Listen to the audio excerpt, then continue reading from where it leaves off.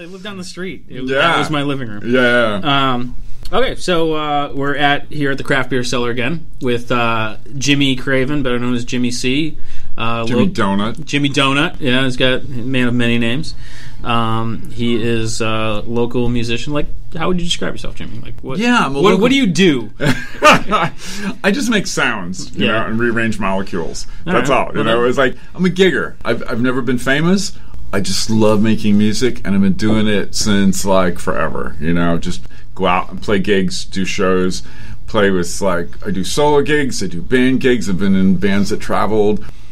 I just love getting in front of people and making sounds, you know, and it's just been great. And then about the past 8 or 9 years, I've been teaching as well, giving like private lessons on piano and guitar. Nice. But it was just something that I knew it. I know when I knew it too. Yeah. I went to see the Chubby Checker movie. The Chubby Twist. Checker movie? Chubby Checker was the guy who sang The Twist. Yeah, I know who he is. All right. He had a movie. I didn't know he had a movie. And somehow I ended up seeing it. My dad took me. And, I mean, Chubby Checker was, you know, a rock star in the time anyway. And he had cool clothes and he was like, sang and danced and everything. And I was like, we came out of the movie and I was like, to my dad, I was like, oh, he's really cool. And my dad says, you want to just like learn from him, not be like him, right? And I was like, I'm like 10. I go, yeah, Dad, that's right. In my little head, I'm going, I want to be just exactly like him. Like I was totally starstruck, and it was just something about that. I had a guitar before that, but it was just something I always knew. I just always knew it. Didn't have any native talent. Wasn't in the home. I just knew it from a very early age that I was just going to be making music, and I've never given up. Just keep going. Yeah, that's awesome. Yeah. Lucky. I always had the calling. I've never had the money. Well, you know. Are you happy? That's because my sister makes a lot of money, and she's jealous of me because I'm excited every morning. She does a job she hates, you know? That's and I just got out of a job that I hate, so like I know what that's like. That dread of that dread of like every morning you wake up just loathing to go to work. And sometimes I look at her and I just go, yeah, but you have a lot of money, you can do stuff. Yeah, but it doesn't mean anything. It's not worth it. So I've been lucky in that way. That's awesome. And you know, the creativity comes into music to some extent, and it also comes into like staying alive. The creativity of like a lifestyle that gigging can support. Yeah. That's a big part of it. Yeah. So, just quick for our listeners, we are again here at the Craft Beer Cellar in Plymouth, Mass. Beautiful place. Yes, it's gorgeous. If you like beer, it's a place to go. And Jimmy is abstaining because he is not a beer drinker, but we are sampling from Revival Brewing Company in Rhode Island. It's a pale ale with a slight caramel aroma and citrus hop with a touch of pine. And it's a terrific pale ale with a 5.5% alcohol. And it's brewed by Sean Larkin, and it is called Burnside Pale Ale. And it's actually pretty damn tasty. Sip it and let's see your face. All right. So. Yeah, that's good. Wow, big smile. Eyebrows up, big smile. Yeah, that's a good sign. No, it's some pretty tasty stuff. So, Chubby Checker. Got you. I would have never in a million years guessed that. And Elvis too. We used to we used to lip sync to Elvis records in the garage and strum a shovel. And strum a shovel. That's awesome. Those are my early explorations. So when you gig, you play. My first experience watching Jimmy C play was at The Office when he did his world beat music, and he would take you name it pop song and spin it and play it in a different world beat, and it was fantastic. With Katie Bach. Yeah, just great. Every Sunday was always down there. We may or may not have gotten drunk more than once. I'm still doing that in a big way. Yeah, getting drunk? I keep meaning to get down to Tomatoes and see, where can people see you? That's all right, at Tomatoes I'm doing more of a 70s and 80s R&B where's dance Tomatoes, thing. Jimmy? Tomatoes on Route 130 in Sandwich, about 10 minutes over the bridge if you live in the South Shore. Okay. And I have two other people that I perform with there. One's a singer, one's a singer-guitarist. And we do what the crowd likes there, which is mostly 70s and 80s funk, disco, pop stuff, dance music, you know. Nice. And that's every Friday and Saturday. And then the world beat thing you mentioned, which I'm still completely just in love with. I can't stop doing it. I'm doing that solo at the Middle East in Cambridge. Sunday afternoons, right? Every Sunday, 1 to 3 at the Middle East in Cambridge. You can hear, songs that go on vacation to places all over the world. And it's mostly instrumental piano music, but I have singers with me sometimes, and I'm just completely hooked and in love with that whole process of like reimagining a song and then putting it to beats from other parts of the world. I can't stop, dude. My favorite covers were always the ones that took a cover and spun it almost to the point where you couldn't tell it was the original song. So when you guys were doing that, like I loved going down there and catching your show. Thank you. What is your favorite song to spin, and what are you spinning it into? Oh, favorite song. Well, I'll tell you the one that seems to get the most sort of notice, and you probably heard us do this one. I'm still doing it solo. Was Lady Gaga's "Bad Romance." Oh yeah, I remember that. It totally fell into being a Middle Eastern belly dancer song. Yeah, it just has that sound almost anyway. Yep. The one that I'm doing right now is a little more obvious match for this whole idea. I'm doing "Under the Sea" from The Little Mermaid. Okay. It's so much fun.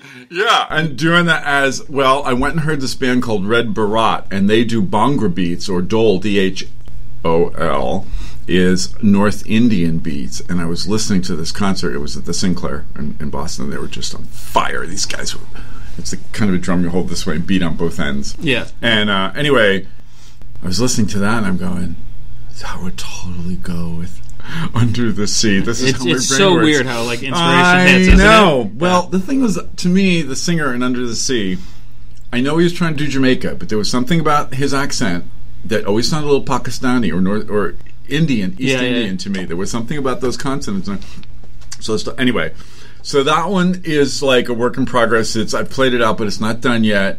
And then the next one I'm working on is Royals by Lord. Oh, yeah. And that one's going to go with a kind of a gypsy punk, Gogol Bordello sort of. I just saw them last summer. Oh!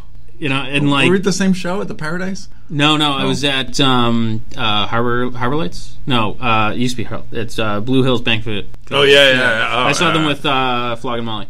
Nice. Yeah, great show. And like I didn't even know who they were. They're so good. But anyway, that heavy beat that they use and start wearing purple. Boom, Royals. It's going to be a perfect match. It'll start real easy and then just build into this. Have you heard, and I've been like singing their praise for years since I saw them, they actually opened for both of them, this band called Mariachi El Bronx. No. Oh my God. Mariachi what? El Bronx. It's a punk band that was called The Bronx, and their guitar player showed up one day at rehearsal and was like, I want to do a mariachi album. And they're like, right on, let's do a mariachi album. Shut up. And they put out 2 or 3, and they're so good. I'll have to send you some links. It's like electric guitars? No, straight mariachi, but a punk band. Dude. Oh, it's so good. So for our listeners, if you have not checked out Mariachi El Bronx, do so. And Red Barat and Gogol Bordello. Gogol Bordello is fantastic. They put on a great show. Yeah. So yeah, those are the songs that I'm working on right now, and it's just an ongoing. I got about 50, but it just takes a long time because it's layers. It's a process of layers, like peeling an onion in reverse. It's like, what does this song want to be, and how can I reimagine it, and I reharmonize it, and sometimes, like you say, you don't know what song it is. Maybe the melody doesn't come out right away. Yeah, we just get a groove going and improvise a little bit, and then. That's my passion and my joy right now. Yeah, that's just awesome. Love it. It was so much fun. I keep threatening to go up and see you in Middle East, but it's always one of those. It's a long drive. Yeah, it is. Yeah. Excuse me. But yeah, you got to get a gig down here. Yes, yeah. I do. Yeah, I do. I just got to find a place down here that would, because it's a little peculiar.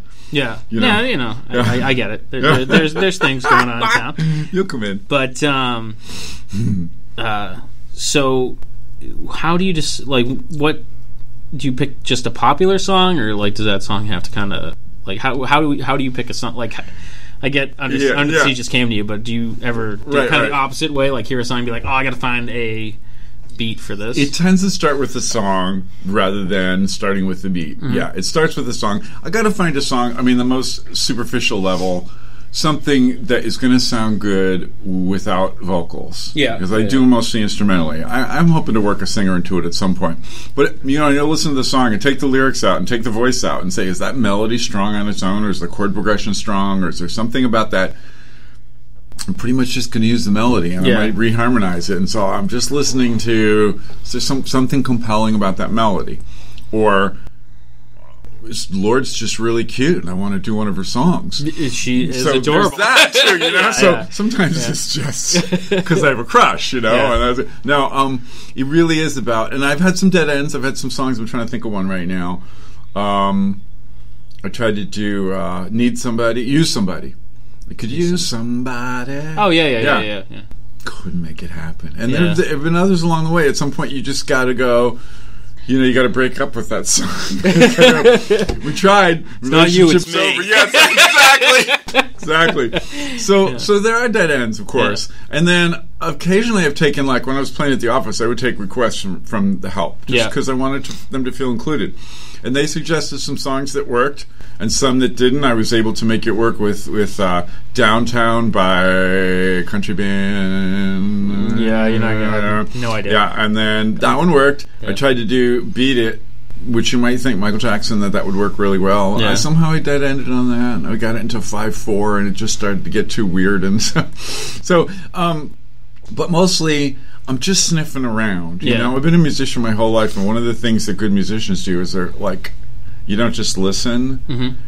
You're like a shark. You're like, what can I eat? Yeah. You need to go out and find it. Yeah, I tell my kids, if you hear a song and it resonates for you in some way, put it in your phone, make a list. Because it's so easy now. It's exactly. So easy now. You can it's so easy now. You don't have to wait for it to come on the radio in the car or something. Or just to find a new band. I remember I always had kind of weird tastes in music, and I remember people being like, I don't know these bands at all, and how did you hear about them? And I'd be like, oh, my buddy's buddy heard this song somewhere. Or, I heard this in a movie and had to find out. I mean, it's so easy now. It could take forever. You go down to the library and you can just go into Pandora and be like, I like this one band, and it's going to play you all sorts of shit. Everything like that, yeah. It's fantastic. It's totally true, and it's much easier now. But the idea about if you play music, and I tell this to my students all the time, if you play music, it's active now. It's not just passive. It's not, oh, that song makes me feel good. It's like, can I use that song? Can I play that song? Can I do that song? What can I do with that song? Yeah. So that's been sort of built into me for a long time. It's like Lyle May's famous jazz pianist said, listening to music isn't relaxing for me anymore. I never even thought and that. It's very true. Yeah. It's not. I'm too active. I'm actively I never involved. thought, because I usually put music on when I'm not. I don't want to say not listening to it, but it's kind of like background. Ambient. Yeah, it's background, or I'm going to hum a little bit and I'm doing something else. That's what it is for most people, and I'm not sure if what I'm saying is true of all musicians, but it's completely true for me. No, Jimmy, you need to speak for every musician.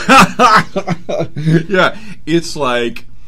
No, sometimes I just even have to turn off the CD or my whatever music I'm playing in the car because I'm just not going to drive well. I'm just too active with it. Not do you know why I pulled you over? Because you played the wrong note. It was killing me.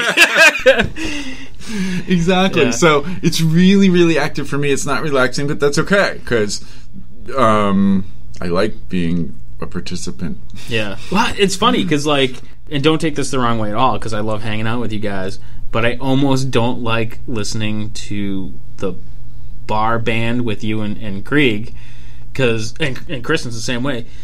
Because, some are just flat out bad, there's no question, but you'll be like, oh, this is not, and this is a third, and I'm like, I don't even know what the hell you're talking about, and I just want to hear the song. I know. It's so, and you're right. Do you ever do you miss that? Do you miss that ability just to kind of listen to the song? Yes. Yeah. And there are songs occasionally that will break through that and just give me chills and reduce me to puddle of pus, and that can still happen, Have you ever found yourself playing air guitar on a shovel? Yes. And why not? Why don't you do that more, Jim? If I had a shovel, I would. I've used a broom recently. All right, well, that's good. And I do a lot of kitchen dancing. Kitchen dancing is awesome. Yeah, kitchen dancing is good. But, when you talk about that, yes, sometimes songs break through, and there's songs that can break through as long as they don't play them. Yeah. Jersey Girl, Bruce's cover of Tom Waits' song. No, I don't. Bruce covered a Tom Waits song back in the early 80s, and it's called Jersey Girl. And it's simple. It's not something you would expect a musician to be drawn to. It's just a very, very simple, but it's so heartfelt. Yeah. And the way the band did it, I'm a Tom Waits fan anyway, I can hear that. I don't sit around and play it a lot. Right. But anytime that comes on, I'm just frozen. I just can't even move. Yeah. And another one is Angel by what's her name? Singer-songwriter Sarah McLachlan. Okay. It's McLaughlin. Another one. And then I can't relate her to anything other than those god awful pet commercials now. Yeah, I know. No, it's just this one song that she did that was and then just yesterday I'm with a student. I'm introducing a student and her mom was in the lesson. And this is going to sound cheesy, but I like cheese. This chick named Louisa Wendorf is a YouTube phenom, and she and a guy friend of hers are singing a mashup of Blank Space and Style by Taylor Swift. And I know. But this is the thing, is sometimes that music's good.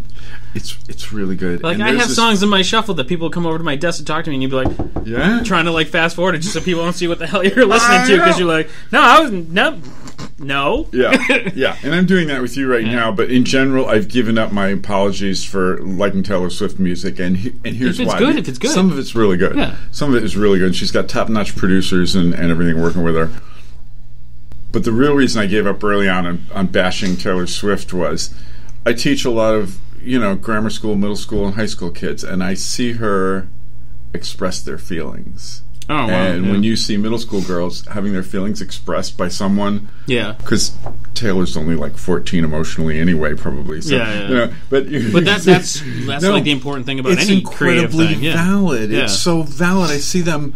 And then they sing and play this song, and their whole heart goes into it, because there aren't that many writers that speak for them. Right. And it really does. And I stopped bashing her a long time ago, because there's the validity. She's expressing people's feelings. I hate to say it this way, it'll be a very obvious reason when I say it, but as I get older, I feel like I am way less judgmental about what people like. It's really good. When I was a teenager, it was very much like, I can't listen to that, it's rap, or I can't listen. Now it's just good. I like it. Well, I don't give a shit if you don't like it or not. I like it. You can not like it. You can hate it. That's cool. Exactly. And I think that's generally true about everything. When you're 15, you know everything. Right, and now we realize... You know what I'm saying? It's I hate saying that. And now we realize we don't know anything at all. Every year I'm going to go home and yell at people to get off my lawn now. But I think that's true. Yeah. You totally get more open-minded. And you see that in great artists like filmmakers, painters, older songwriters, the light comes in more, It tends to start very dark with young artists. And as artists mature... I'm a firm believer that any creative person has baggage, darkness. Yeah. Creativity comes from a very dark place. It totally does, but if they stay with it and they don't kill themselves or something... It tends to almost always get lighter. Yeah, it's one of the values of old age, the really older painters and the older filmmakers. It goes with what you just said. You're less judgmental about other things. You see the beauty in a lot more stuff, and you you feel almost the less need to defend your like. Yes. So in not defending your like, you let other people like whatever the hell they want. It's liberating, isn't it? Because you're like, I don't give a shit what you like. Right. Country music, I don't like it, but go ahead. Go ahead. Except for Wagon Wheel. Wagon Wheel is totally different. Fuck that song. Poor Wagon Wheel. Here's what I'm going to say about Wagon Wheel. And in the 70s, it was Brown Eyed Girl. There's just Yeah, but I like that song. No song. Well, yeah, but it took the same beating. Yeah. It's like, no matter how good a song is... If you hear it 600,000 times. The exposure, it's not fair to the song even.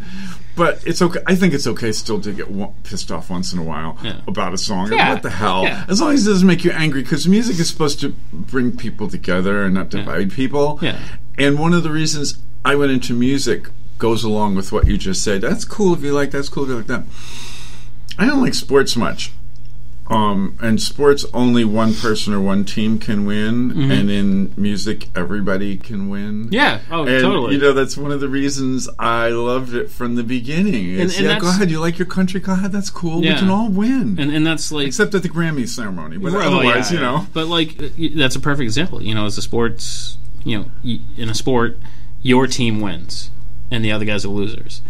But you can go to a festival that has, I'm back in the day, it was Lollapalooza, and it was all sorts of music, and everybody... Levitation. Yeah. Coachella, you name it now, and that's the thing to do. And you're right, everybody wins. If your band's not playing, go wait in the beer line. And that's it's such a great thing. It's a beautiful thing. So, where were we? It doesn't matter where we were. It doesn't matter where we were. Yeah. But you brought up teaching. So, how long have you been teaching? I started in 2006. So 10 years. That was 10 years. It was 10 years. Happy in anniversary. A row. Yeah, in a row. Wow. And it's just part-time, because I'm not doing classroom public school. I'm doing private lessons in conservatories. I started at the Cape Cod Conservatory. I was living down there. Moved up to the South Shore Conservatory. I've been there since 2009. So how did that come to be, and did you have apprehensions about teaching? Well, here's the thing. I never liked kids. Yeah. I grew up not wanting kids, not really liking them. Was like, just, go ahead. It's okay if you like country music. Just keep your snot-nosed country music away. Not interested in it at all. Yeah. And there was a perfect storm of three things that happened. One was, I didn't really like kids. The other one was, had been playing mostly synthesizers for a really long time and not much actual piano music, And I started to hear stuff, and I started to fall back in love with the piano gradually, and kids started liking me, and I don't know how that happened. But who doesn't like Jimmy C? Nephews of friends and stuff like that, or kids of friends would start reaching out to me, and I started to like them too. And this was a period over a few years, you know. Around the same time that I was falling in love with the piano again, because we do waves, I do 10 years of guitar, 10 years of piano, synthesizer, whatever. And then, so I started connecting with kids. I loved the piano again. And then there was another thing where I had reached a certain age that I felt like I had something to give back. Yeah. Based on street experience as much as anything. I didn't come out of college with the intent to teach at all. Yeah. And I tried a little bit, and I was like, no, not for me. I did taught for 1 year at a college. And I was like, no, I'm not going to do that. Well, all these things happened, and it just felt completely right. And I didn't have the degree. I had a music degree, a Bachelor of Music, but I didn't have a teaching degree. But they let me in the door, and it just flowed. I have to work at music. I've always had to work at it. It does not come. I don't have that instinct and that talent that we say. Yeah. The teaching thing. Thank you for doing air quotes around talent. Yeah, right? I hate that word. Yeah, I do hate that word too, but that's what we say about people who just get it. Yeah. And I was never one of those people that just get it. It's always been pulling teeth, blood, sweat, and tears. But the teaching thing just works. Now, I'm in a situation where, talk about creativity, there's no syllabus, or what do they call that thing? I don't even know what you call it, what a teacher's supposed to teach. Class. And they have the list of things they're supposed to teach. Syllabus, that isn't thing. That? But anyway, whatever that thing they call it, I don't even know the name of it. Syllabus. Let's call it syllabus. Yeah, call it a syllabus. All right. Silly butts. And we're on our own. We're like free agents. So, find a way to connect with this kid, find music they love, teach him however best you can. Well, I remember you telling a story, and if you could tell our listeners this story about, is it an autistic student that you have, and the burp? Oh, the what? And the burp. What about the burp? And excuse me. Oh, yes! Yeah. That was a teacher thing. That's right. Yeah. So this is good. I like the story. All right. I had a student who was high-function special needs, but it was an hour lesson, and, I needed to keep it really fun to keep him engaged. And as I say, super smart, amazingly talented musically. But we had to, I decided to make up some games, and he wasn't a kid.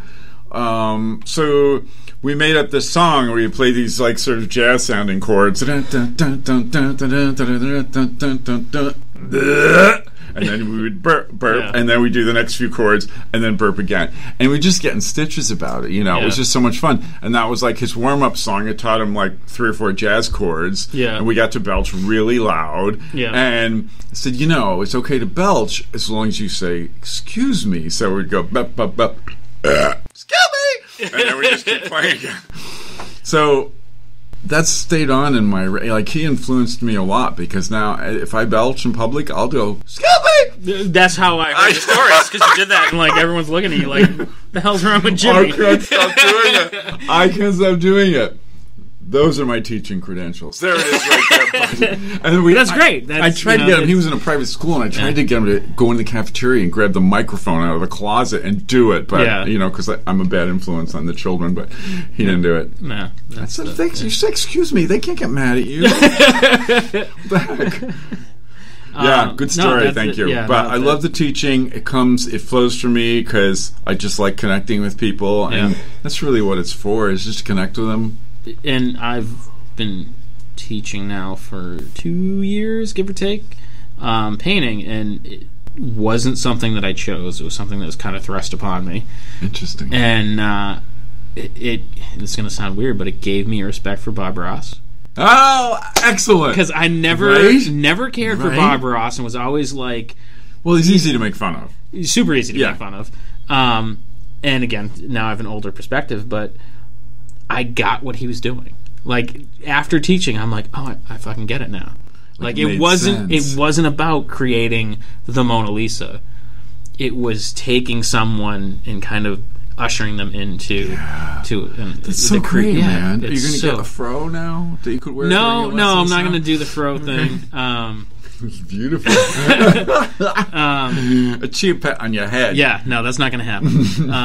I just did away with the long hair. That's cool. And are you teaching one-on-one or classes? No, I teach drunken soccer moms at You're bars. in Inebri-art. I went to that. That was awesome. Oh, well, that's a life drawing. We don't really. I mean, that's not teaching. That's not structured. Really. We do some painting structure. Okay, but it's super. I was going to say, you didn't teach me. And I don't say drunken beyond reaching. Soccer moms in any derogatory way. I love my students. They're a lot of fun. Drunken soccer mom is a beautiful thing. You should come to our classes, Jim. But it's at a bar, and 90% of our clientele is women getting out for the night. That's so and great, dude. It's their escape. It's so much fun. It's so great, and they're a lot of fun. Cool. And it's that great. It's so cool when someone's like, I can't do this, and at the end of the night they're like, this looks right. I'm like, yeah, it's fucking supposed to.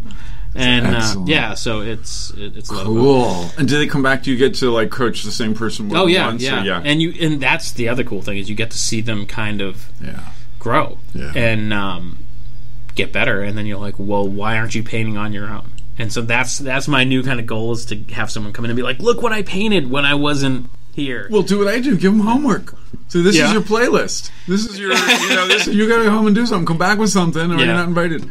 I don't know. You can't do that with grown-ups, I guess. But, so how did you decide how to teach people? Did you read up on it or talk to somebody? No, just totally off the cuff. Yeah, that's kind of what I did. It's something that works. We had someone who was teaching who kind of stepped away from it, and it just was like, we need someone. And I'm like, well, I'm one of those people who, this is the problem, I'm going to solve the problem.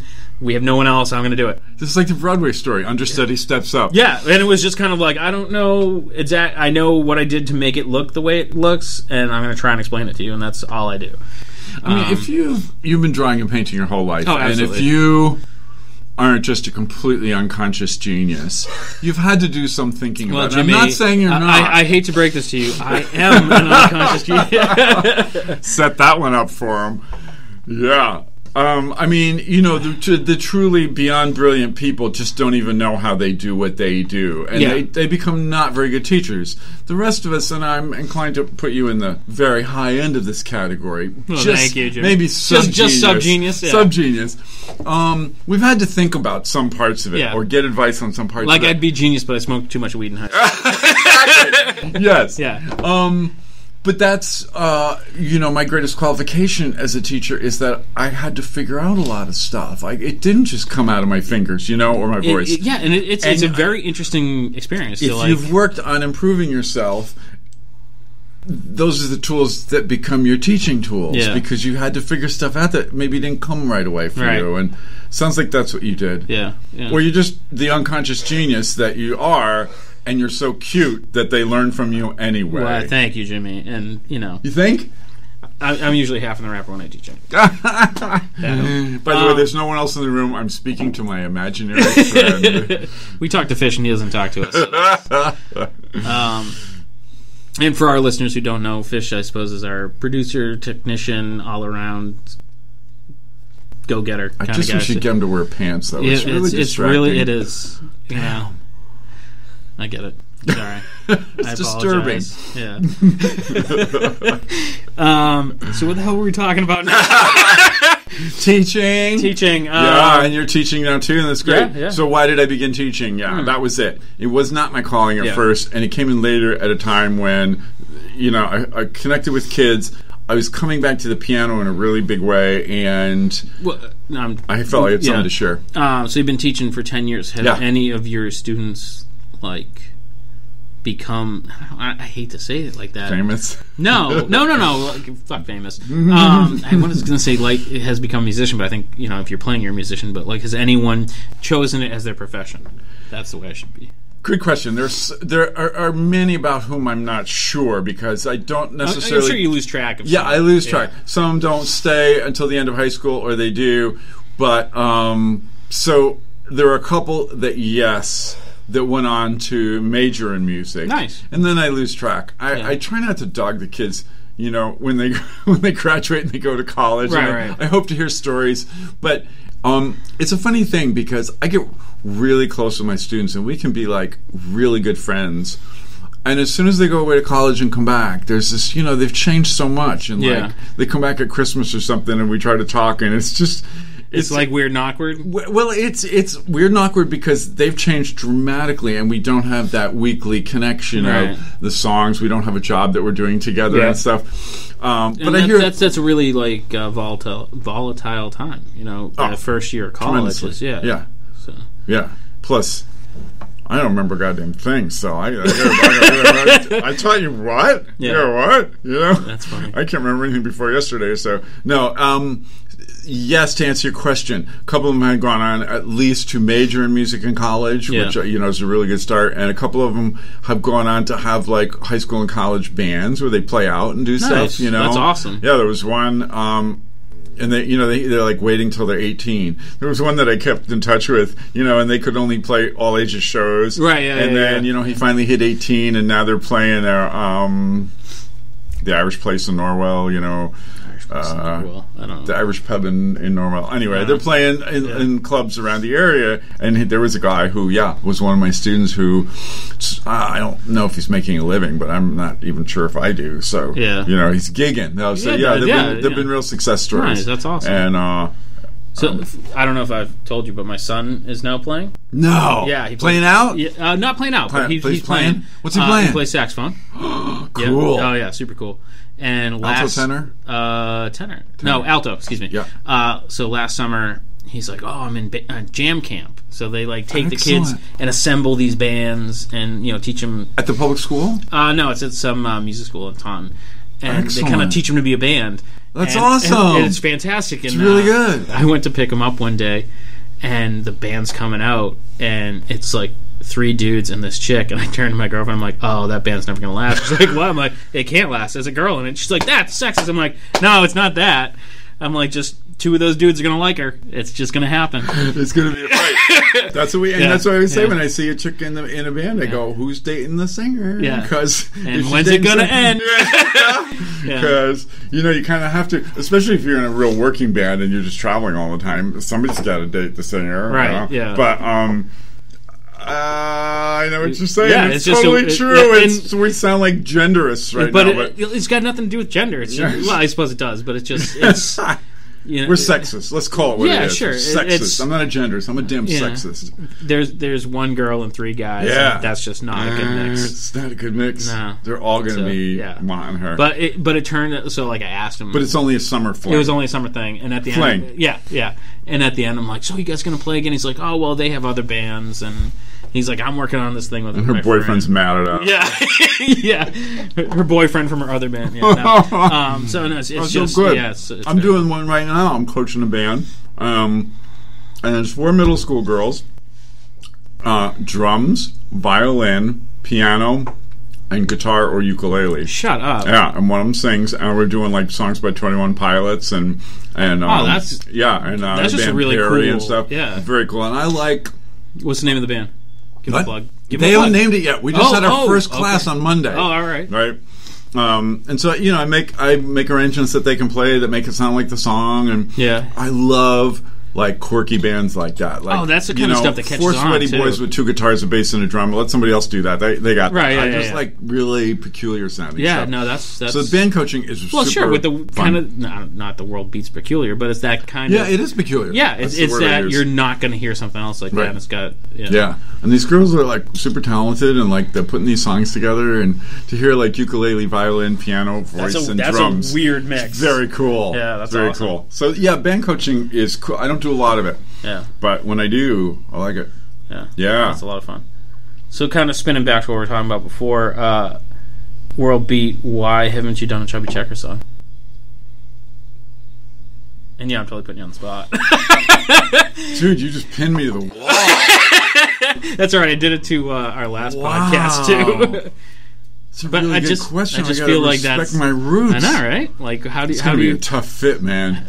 There's got to be something. I got to look into his catalog. I think the twist isn't melodically compelling enough, but he must have something else. I wouldn't pick the twist. He did The Fly. What else did he do? I don't know, man. Limbo Rock. Yeah. Well, that's almost Latin already. There you go.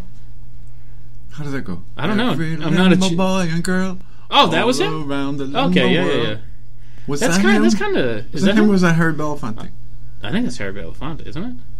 I don't think so. I don't think Harry Belafonte ever sang the word rock. Hey, Fish, can you Google that for us? I don't think Harry Belafonte used the word rock unless it was a stone or something. But let's see. We'll have our researchers look that up. Send a message down to the research department. All right, hang on. Anyway, dude, you got me on that one. That's a really good one. Was it Chubby Checker? I guess it's Chubby Checker. All right, then. There it is. Yeah. So, all right. But what? Just Latin? I don't know. That's... No, I'll change it. Maybe I'll make it African. There you go. There you go. Because it was makes like a Harry Belafonte. I could make a Caribbean. Yeah. Caribbean would work for it. Some steel drum. Yeah, totally. I think Caribbean might be the way to go. Yeah. Just do it like that. Because then it will play into Harry Belafonte. Matilda. Yeah. Matilda should take the money. People are going to hear this and go, that dude can't even sing on key. Is he really a musician? Yeah. All right, dude. Throwdown. Yeah. When you said, how do you decide what song to do, you just showed me a new way to decide what song to do. Someone just goes, you have a blogger call you out on I'm sorry, camera, we're not a blogger. We're a podcaster. I'm sorry, I have a podcaster call you out on mic. That's going to be my thing. I think I'm going to call people out every episode. I'm sorry. I think that's really good. A throwdown. An assignment, if you will. You said give them homework. Yeah. I gave you homework. Bastard. You fucker. Yeah, but see, now you got to think. You'd be like, hey, I finished that Chubby Checker thing. I'm like, that's great. When are you playing it? I'm playing it in the Middle East. I'd be like, shit. Well, how about this? Since you called me out and since I used the B word instead of the P word, I use blog instead of podcast. It's podcast. I'm like, the B word, the P word. What are we talking about? So how about then I send you a finished product or I bring it down and play it for you here on the P. Oh, absolutely. Yeah. Right? We'll have you back and play. Dude, that'd be awesome. It's going to take time, but when it's no. ready... Well, we don't want you like every episode, so we'll bring you back in a little... You don't? Well, I mean, I do, but we want to mix it up a little bit. So, I think there's the throwdown, and it may take months. Sometimes they take months. That's fine. I'm going to come back and do an in-studio performance. Oh, that'd be awesome. That'd be the shit right there. All right. Yeah, that's awesome. I'm super excited now. Something by thing to look forward Checker. To. Our 3 listeners will be like on the edge of their seats. Right now they're just going Chubby Checker. They're looking it up, going, "What is that? Is that a game or something? Is that some kind of a board game? Is that like chess? Yeah, Dad. Is that for chess for fat people or something? What the hell?" And their father will be like, "I think that's the guy who played with the Fat Boys at one time." Remember that when they did the rap version? Yes. Yeah. That's right. Fat Boys. I love the Fat Boys. Yeah. Well, that was the era where I wasn't allowed to like other music than I liked.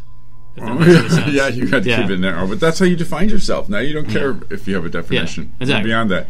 I have something that I want to share that's like, because I didn't know what we were going to talk about. I didn't know it was going to be quite so specific about me. I have something generally around creativity that I'd like to talk about. Talk whatever you want. famous cellist named David Darling. Okay. He was in the Paul Winter Consort years ago, and he also does like legit orchestral stuff. Just one of those sick players, and a crazy bird, because the Paul Winter Consort was a very creative, unusual ensemble, and this guy used to play an eight-string cello with a wah-wah pedal and stuff in the 70s. Oh, that's you know, cool. yeah. But a beast, and has all the technique and the skills, and can play concertos as well. And he came a couple of years ago to talk to the faculty at the South Shore Conservatory where I teach about creativity. Yeah. And he just talked about teaching and talked about music and talked about everything. And he was so fascinating. But here's my takeaway, and something I'll probably never, ever forget. And I have it on a sticky note on my wall so I don't ever forget.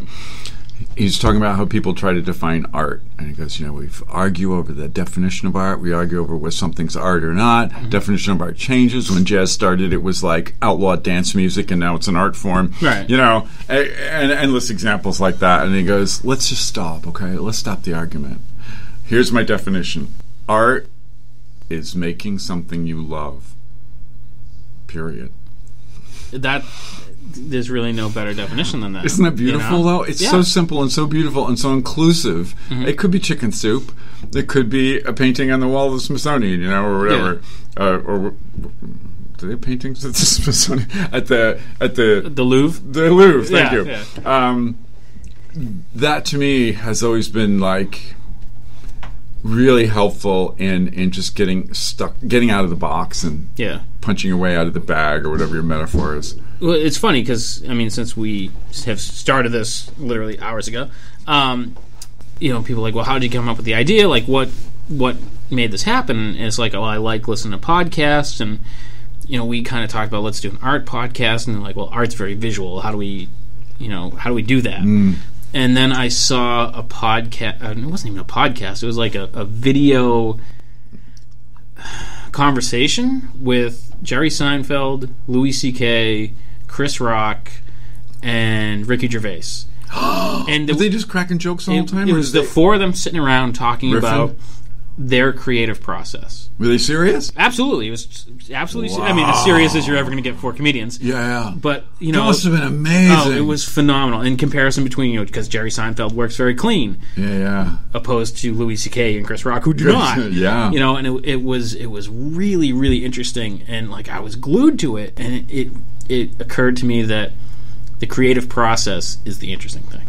Yeah. So it's like I don't give a shit what you paint, draw, sing, or what. It's how did you get there? Yeah. And that's what really interests me, and that's why I plan to bring artists and musicians, and we're trying to line up a chef and just creative people and like what makes them tick. And that's why it should be a little bit about you and anything you want to talk about. And so that was a very cool story. But I gotta go listen to that one. Yeah.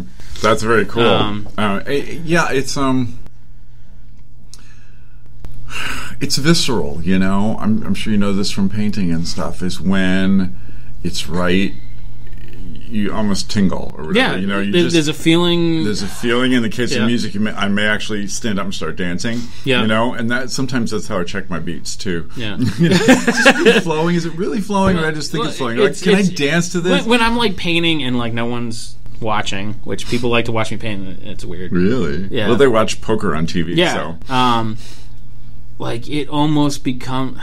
I just feel so stupid saying this. It's a dance. Yes, it is. Because like you're kind of like moving and you're hitting the canvas and you're stepping back. It should be, and it's like a whole right. And de Kooning and all those guys were definitely dancing. And you're so involved without really thinking about it, and it's so instinctual that it just kind of everything melts away. It's totally true, and that's what you look for. And when you get immersed like that and lose yourself or dance or whatever it is, that visceral reaction. That's when you know that you're onto something. Yeah. That's how you tell. Yeah. It's not an idea or a thought. It's a feeling. Yeah. It's just like, damn. And then there's nothing worse when you turn around, someone's standing there, and you're like, oh, hey, oh yeah. How long you been there? I don't want anybody in the room when I'm figuring stuff out. Yeah.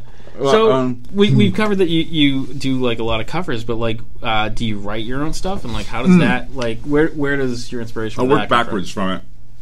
I had a degree in composition. I was a composer in college. I wrote some songs in high school with the band I had then.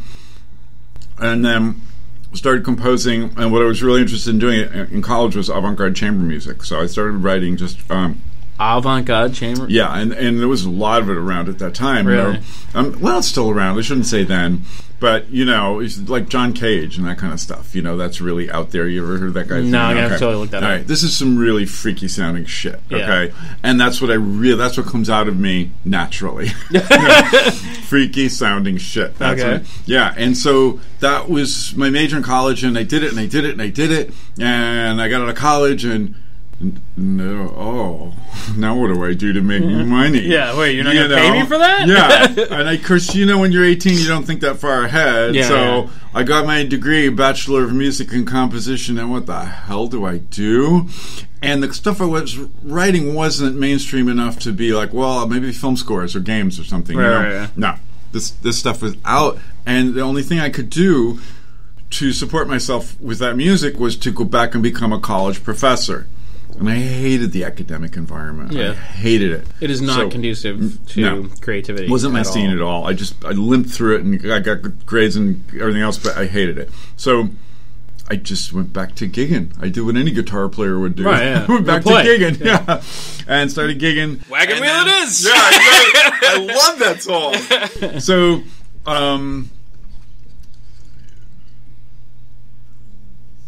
the kind of music that I really want to compose will just be a hobby.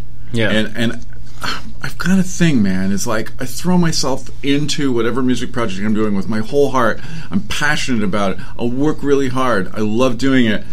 I gotta make some money at the end of the day. I just had that built-in thing. I don't like hobby music. We were just talking about it, and it's like any creative person has to. You're either working a 9-to-5 job and doing your creative thing afterwards, or you have to find that. I mean, God bless anyone who has figured it out to the point where they do what they want and people are paying them for it. Right.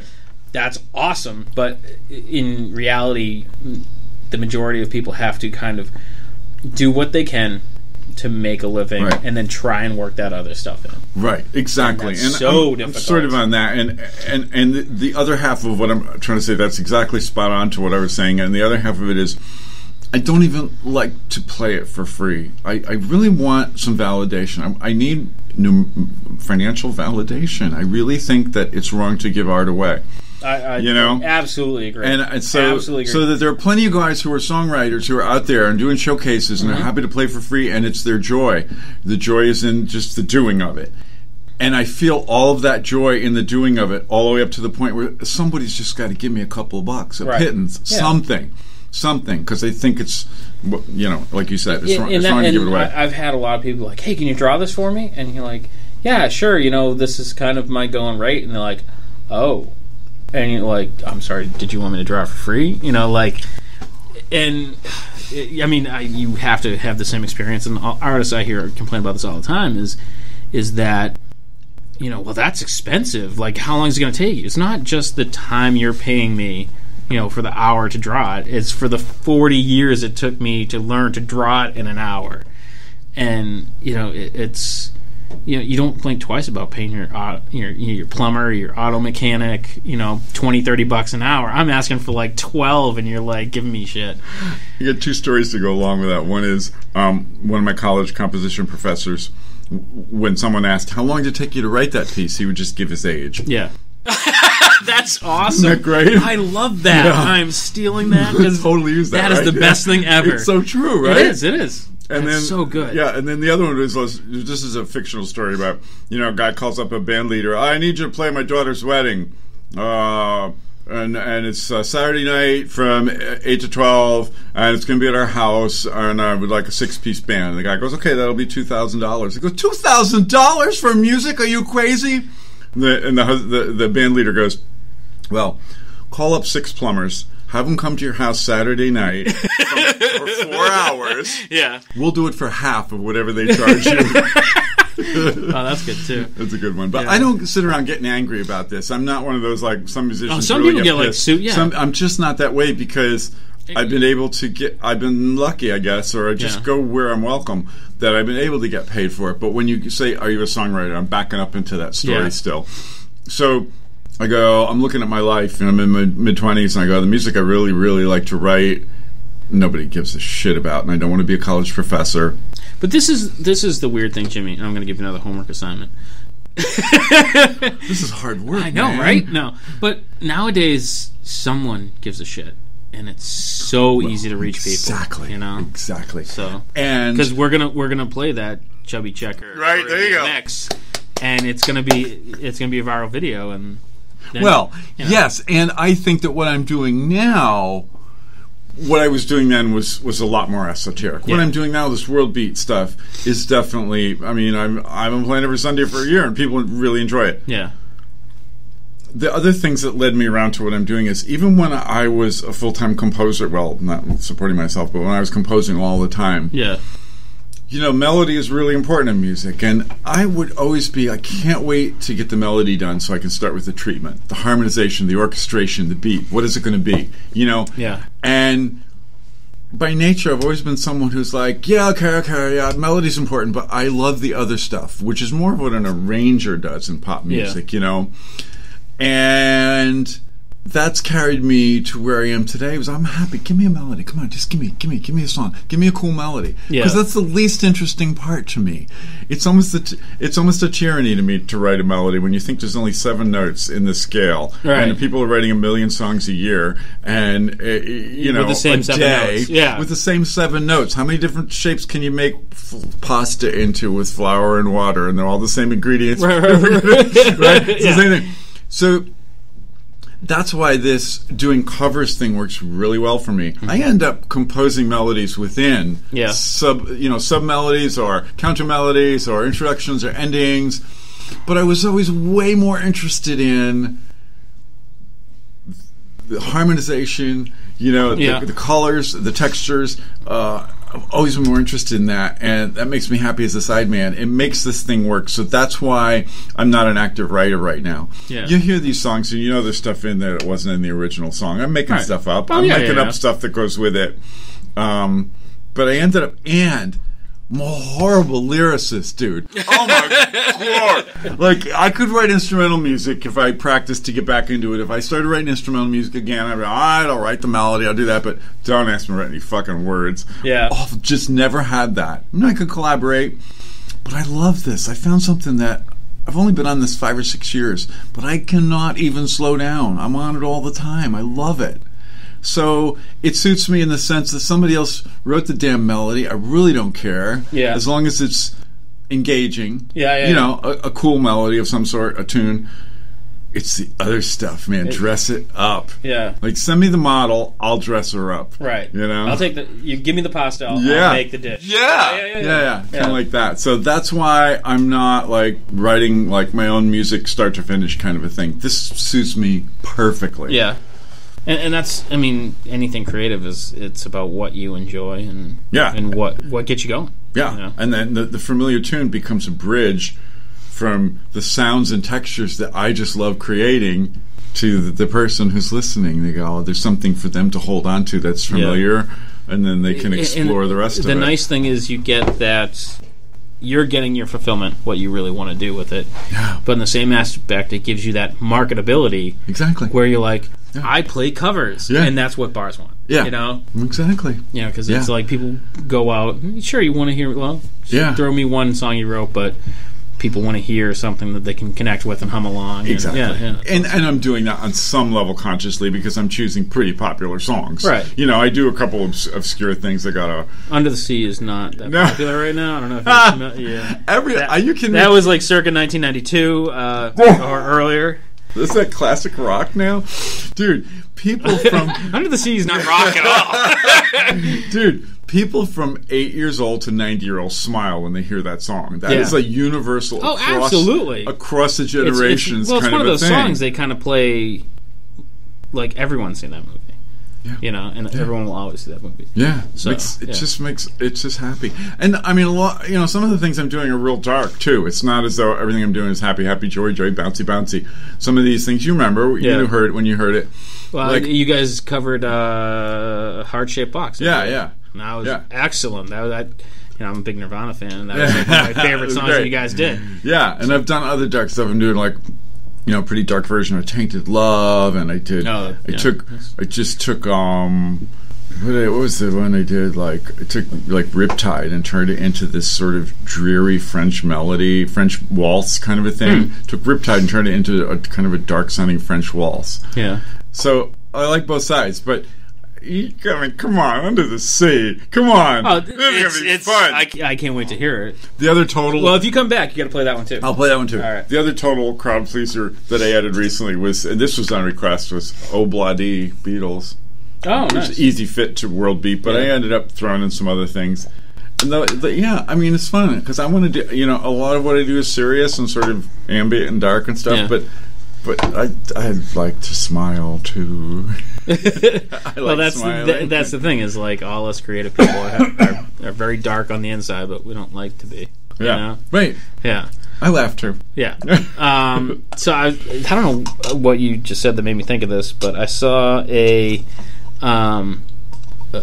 old timer gigging at this like divey place, playing a Beatles tune, and he got stuck in a circle. Like, he couldn't get to the next lyric. Oh my god. So, like, what is an embarrassingly funny Jimmy C gig story?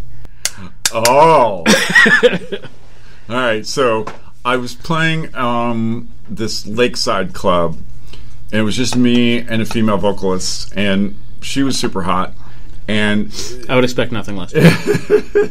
And it was summertime, and we just kept, it was supposed to be a 3 or 4 hour gig, but we just kept playing and playing. The crowd was there, and they didn't want us to stop. Right, and, we're getting up to like 6 hours maybe into the gig, and we might have had a drink or two, and the audience had definitely had a drink or two.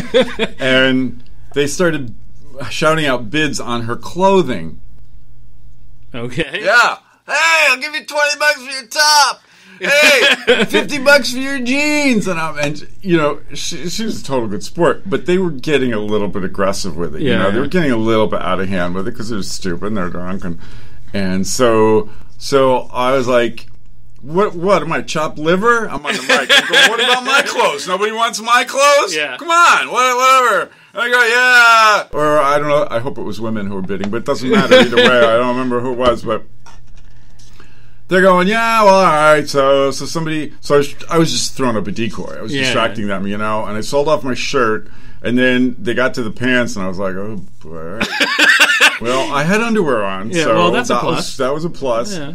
So I dropped trowel on stage, and we're still doing songs, and I'm shirtless, pants down around my ankles, red underwear on, and we got pictures, and that's when that's when the guys finally backed off. Right, because they're like, no more. $20, put it back on. Yeah, exactly. So she walked around behind me and pulled my pants back up, and it worked. It totally worked. So that was pretty embarrassing, and what even made it more embarrassing on a sort of professional level was when the owner came over, and it was like some families way down the other end. He goes, "What are you doing? Come on, what are you doing? Come on!" And he started to get really pissed. No, the manager. And I feel bad because I don't want to offend anybody and everything. I go, "Oh, I'm sorry, man. I feel really bad. We just got carried away with the show and everything." That was the manager. Then the owner comes over and he goes, "Red underwear, huh?" Yeah. He goes, "Good job." We're off the hook. That's awesome. Yeah. So that was probably one of the silliest moments. I'm sure there are others, but that's stuck in it, like musically embarrassing like that. Oh, like to the point where the crowd, and it wasn't much of a crowd, had to start singing the song to get him out of it. Oh, it was so sad. And he was such a nice guy. I want to say I haven't been that like lost or stuck in a thing. Had some gear malfunctions, which can be pretty upsetting, but you can blame it on the gear. Yeah, I mean, that's out of your control. Yeah. And I don't think you're going to top the red underwear lyrics, story. Forgotten chords, I think that was pretty fantastic. I think that hit exactly what. Yeah, legendary. That's awesome. So we're trying to figure out what our podcast is exactly, and last time we asked. What is an influence on you, like a major influence on you, and what is something that you would recommend to people? Not even necessarily music-wise, but what are you watching, listening to, reading, something that you're connecting? Like when you hang out with anybody, you're like, oh, you gotta check this out. That's a really good question. I'm going to say, I think I want to answer that more generally, because specifically, I don't know what your listeners, we don't have listeners yet, Jimmy. I think I'd rather answer that in a more general way, because I don't. If I say, "Hey, listen to Tom Waits, he's amazing," and they may get to the first cut and go, "That Jimmy C's full of shit." Okay, I just don't like that sound. Yeah. Right. So rather than that, I'm going to say a couple of things. One is for like finding new music. I swear to God, I thought you were going to say Finding Nemo. Find it for. I'm like, all right, enough of the Disney stuff, Jimmy. No, first I'm going to say, go to see Finding Dory. Oh, I haven't watch seen it the yet. Octopus. I haven't seen it yet. There's one line. The octopus is amazing. Yeah, that's like one of their hardest animations so far. Yeah. You just see what they did with that octopus. Yeah. And the octopus can do everything. Yeah. And he steals a truck and locks the doors, and the humans are outside trying to get back in. You know what he says? Suck it, biped. Yeah, I got to see that. So. I want to say that to humans every day.